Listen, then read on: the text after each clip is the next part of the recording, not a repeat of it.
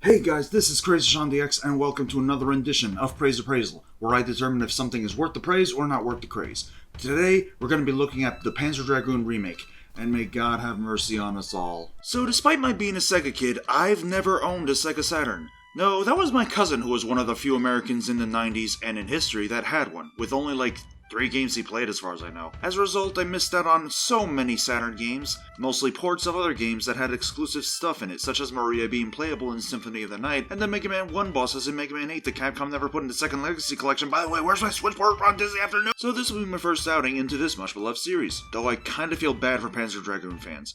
While a series like Golden Sun that I absolutely love hasn't had an entry for about a decade now, before this remake, Panzer Dragoon hasn't seen an entry for 18 years!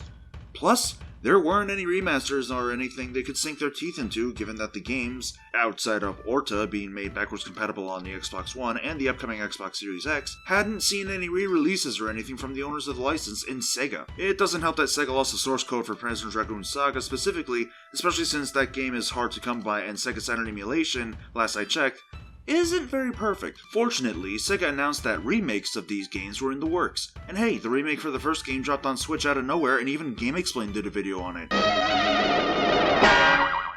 Oh dear. Well, it's not like the Metacritic score is just as bad, right? Whoa. Well, no better time to look at this game than before any proper updates come in, I guess. This is the remake of Panzer fucking Dragoon. So first off, this game is largely I will say that the graphics are goddamn beautiful, and the music, both remastered and original. By the way, the remastered tracks weren't even available in the initial release, and that's gonna spell a pattern from here on out, I bet. Are genuinely enjoyable and fit most of the game. However, the controls feel a bit rough. So this game is sort of an on-rail shoot-'em-up, much like the Star Fox series before it. However, with Star Fox, at least namely 64, your aiming reticle moves with the ship and you still have control of your ship well enough so that you can safely dodge oncoming attacks and shoot just fine. Plus, barrel rolling in case you can't dodge out of the way in time, so that's cool.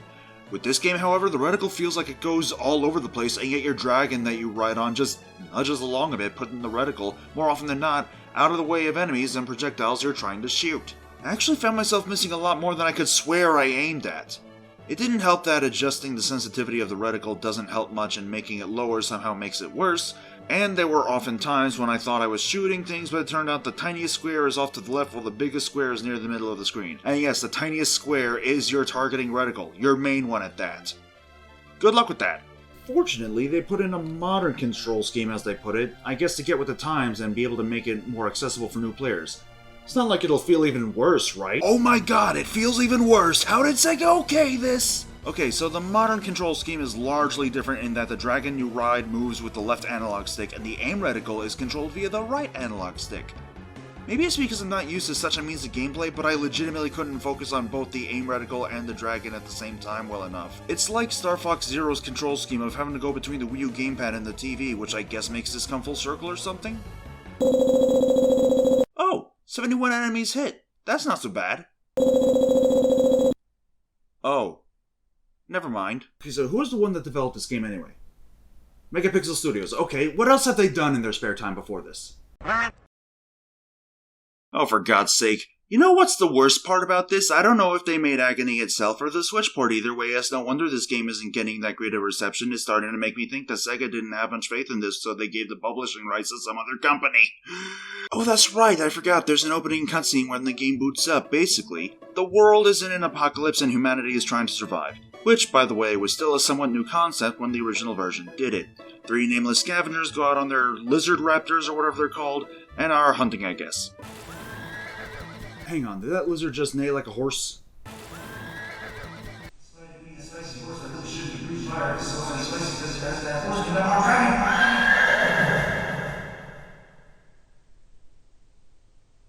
When one of them chases whatever that was, they eventually find 2 dragons fighting each other, with the rider of the blue dragon saying the black dragon can't make it to a tower or else all is lost or something.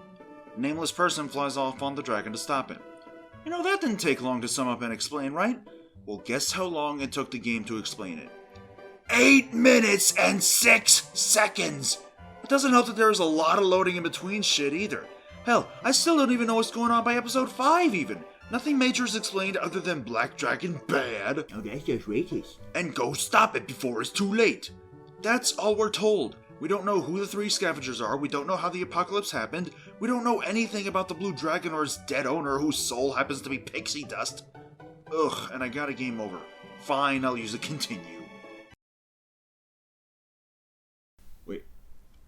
No, don't you, no, you don't you even dare, don't you even try to pull that crap with me, don't even start with this! There are no checkpoints! There are no goddamn checkpoints in this game! It's like the devs only released this as a timed exclusive on the Switch so that we, the consumer, would beta test it for them because they didn't have the money to hire beta testers! Who do they think we are, Connect purchasers?